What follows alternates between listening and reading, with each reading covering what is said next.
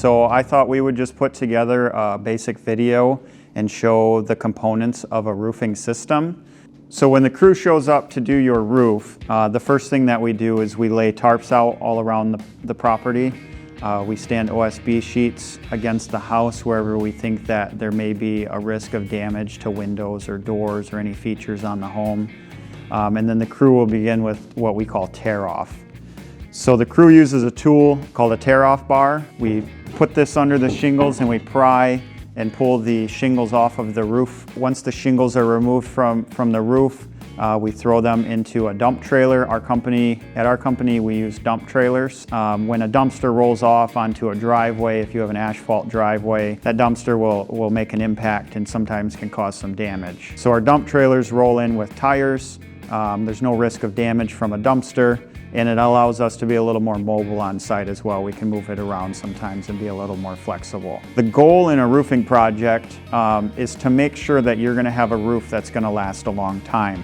And in order to do that well, we wanna take the roof back down to the base, under the shingles, under the underlayment, and make sure that everything's in good shape.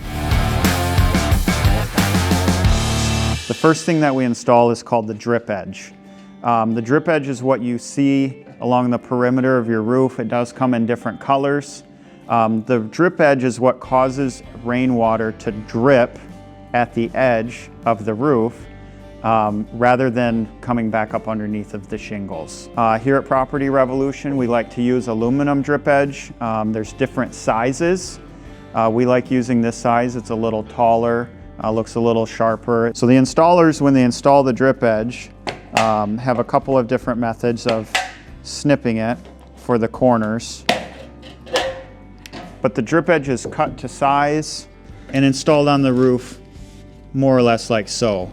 And all the connections, we make sure that the drip edge is going to shed the water. If there's any intrusion of water, we want to make sure that that water is going to flow away and not cause any further damage to your roof structure. So the next product that we install on the roof is called ice and water guard. So ice and water guard is installed along the eaves, around any chimneys, and around any roof penetrations. And what we refer to as a roof penetration is anything extra sticking through the roof. It can be a vent pipe for the plumbing system. It could be an electrical mast for the electrical system. Anything sticking through the roof we consider a roof penetration. This is one detail that you'll notice some companies do well, some do not. Some installers don't install the ice and water barrier around all the roof penetrations. That's become common practice here for us at Property Revolution. Code requires 2 feet inside the interior wall of your home to be covered by ice and water guard. We do 6 feet every time. So if you have a 2-foot overhang, a 3-foot overhang, it doesn't matter. We cover 6 feet with ice and water guard. The ice and water guard is also installed in any valleys. So a valley on a roof is where 2 roof lines that are in opposing directions meet each other. So when you look up at your roof and you see that spot where all the water runs together and there's a line down the middle, that's called a valley. The next item that we install is called synthetic roof felt. Tar paper is a great underlayment in the sense that it's water resistant. The trouble with tar paper is tar paper tears really easy. And if you take some of this, you can't tear it. Water doesn't go through it. Once the ice and water guard is installed and the synthetic felt is installed on the remainder of the roof, we call this dried in. It's a layer of protection to protect the roof in the meantime while your shingles are being installed.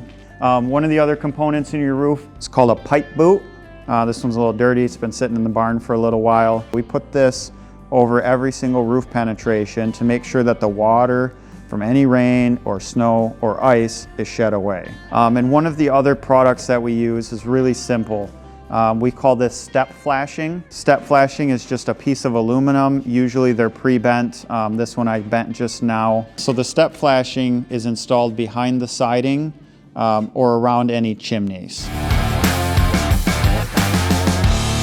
So obviously shingles are a big part of a roofing system. The first course of shingles installed on the roof are what are called starter shingles. They are installed along the eave and along the rake of your roof. The starter shingle creates a bond to the bottom of your regular shingles so that if you have a windstorm the shingles at the edge of the roof don't lift up. It has a row of adhesive, and that starter shingle creates the bond between the ice and water guard and the shingles. We use Atlas brand components that are engineered to work together to provide a roofing system that qualifies for a lifetime warranty. And if you want to know more about that warranty, you can get lots of information from our website, Atlas Roofing Products website.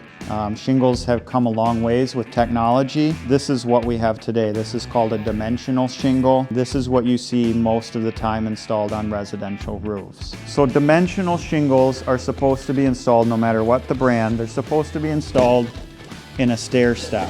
We take and start with a whole shingle, and we cut off 6 inches from the next shingle. We call this booking. So you see like the pages of a book going up the roof line. So each brand of shingles has its own requirements. Atlas brand shingles can be installed in either a 4-nail or 6-nail fashion. We install all of ours with 6 nails each, and this gives us a higher wind rating. As we come to some of those penetrations that we talked about earlier, the shingles will be cut to fit around those penetrations and shed the water. Again, as we approach the chimney, the appropriate flashings are installed, and then we get all the way up to the top of the roof. So if you have huge icicles, or you drive past a house that has huge icicles in the wintertime, that's typically a telltale sign that the home does not have proper ventilation. In order for the home to be properly ventilated, you need proper insulation above the ceiling, but then the attic space above the insulation needs to breathe in order to keep the roof deck at a consistent temperature. And the way this is typically accomplished is by installing vented soffit in the eave and baffles between the rafters, which allows air to enter the attic space and then exit out the ridge vent. So the ridge vent is installed at the top of the roofing system. There needs to be a small gap allowing for that air to escape and achieve proper ventilation. Certain kinds of construction don't allow for a ridge vent to be installed. Manufactured homes oftentimes will have a beam in the center of the home at the peak. If you were to open up the ridge, there's no way for the air to enter at the eave and come out the peak. So our second favorite kind of ventilation is what's called a slant back vent, or what we call a turtle vent. This type of vent allows the air to enter in and exit right in the same general area where the vent is located. So they're very good at ventilating small areas. The last step of installing your roofing system is to install cap shingles. They're the same color, they're a little bit different shape. They're cut to cover the ridge vent and the peak of the roof. So once the roof is complete and the cap shingles are installed, it's time for final cleanup. We also run a magnet around the house to pick up any loose nails. Our roofing system has literally thousands and thousands of nails in it. And so inevitably, there may be a nail or a piece of garbage that gets stuck here or there.